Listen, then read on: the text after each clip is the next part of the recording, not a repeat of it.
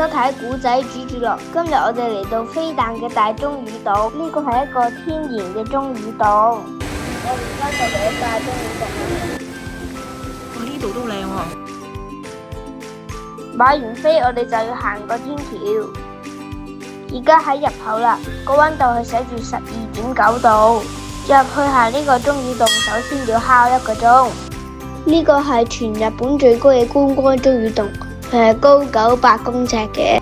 呢個鐘乳洞分3個區域，而每個區域都有出口。而家我哋就嚟到夢幻宮殿，個山洞入邊好涼。喺呢度可以睇到好多類似飲管嘅鐘乳石。行下竟然有啲擺酒嘅嘢。我哋因為呢度凍，所以 keep 住嗰啲酒。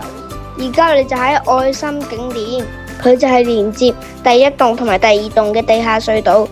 呢個全部都係天然嘅，佢冇任何 decoration。行下我哋就見到一個瀑布嘅物體。點解鐘乳洞會有啲燈光呢？呢啲咁樣嘅燈其實係為咗防止青苔生長。呢度都算幾安全，就算佢有啲濕，佢都有扶手。爛咗佢就行。呢個鐘乳洞分3個區域，第1個區域行5至10分鐘，第2個區域就15至20分鐘，第3個區域就係20至30分鐘。咁第2個嘅入口呢就有特別斜嘅，所以如果係體力冇咁好嘅呢，就建議去行第3個或者直接走。而家睇緊呢個就係叫大石柱。呢個鐘乳洞好容易迷失路。而家行緊嘅係第3棟。呢個就係月世界啦，佢個入口好窄，望上去就有啲綠色好光咁樣。呢個月的世界就建議大家去睇啦。我哋行咗差唔多8個字就到咗終點啦。個終點就有個神社，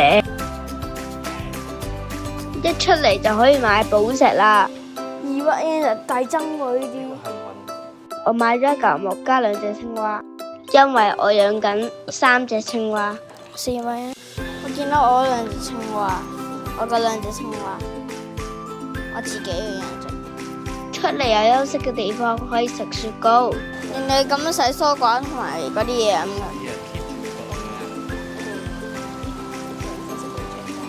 一路行返落去就有個大魚池。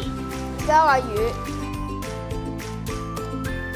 家話魚，嗰啲魚去晒嗰邊喎，你去嚟啦！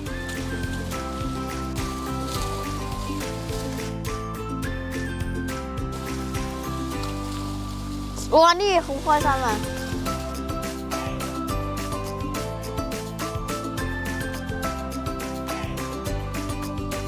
佢腳係唔太多啦食，佢應該食飽咯。咁行到落去就一個叫情人鐘，係一個保佑愛情嘅寺廟。我哋到此一遊。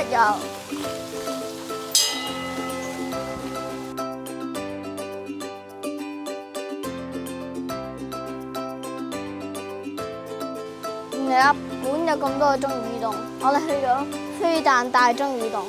最後我哋就要睇手信啦。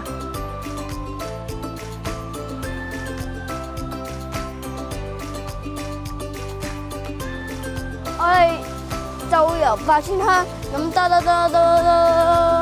去呢度，再等等，跟住再兜落去咯。下一集我哋就會去黑熊飼養場，亦都會返去高山食我媽卡西。記得 like and subscribe 我哋啦，拜拜。